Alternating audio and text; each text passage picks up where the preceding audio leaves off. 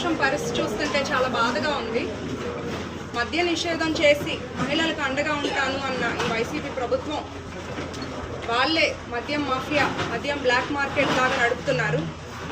ఇప్పుడు చూస్తుంటే మహిళలకు అంతా మాట ఇచ్చారు, మద్య నిషేధం అని మాట ఇచ్చి మహిళల్ని మోసం చేశారు. ఈ 5 ఏళ్లలో ఎక్కడా కూడా మద్యం సేవించే వాళ్ళ సంఖ్య పెరుగుతూనే ఉంది, కానీ తగ్గిన దాఖలాలు లేవు. సర్వే చూసుకుంటే 34% మంది మద్యం సేవిస్తున్నారు. కల్తీ మద్యం తాగి ఎంతోమంది అనారోగ్యం పాలవుతున్నారు, ప్రాణాలు కోల్పోయారు. ఈ కల్తీ మద్యం అమ్మకాల్లో లక్షల కోట్లు లూటీ చేశారు. ప్రభుత్వం వచ్చాక మద్య నిషేధం, అధికారం వచ్చాక మద్య నిషేధం అని చెప్పి ప్రభుత్వం ద్వారానే మద్యం అమ్మకాలు చర్యలు చేపట్టారు. అందులో ప్రముఖ నాయకులు మద్యం తయారీలో ఆరితేరి తయారీ కంపెనీలు కూడా నిర్వహిస్తున్నారు.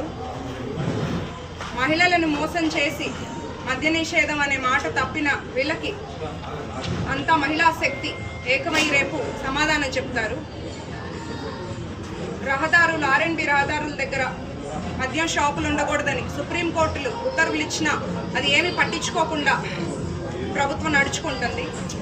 రేపు కూటమి ప్రభుత్వం అధికారంలోకి వచ్చాక రాష్ట్రం భవిష్యత్తు బాగుపడుతుంది.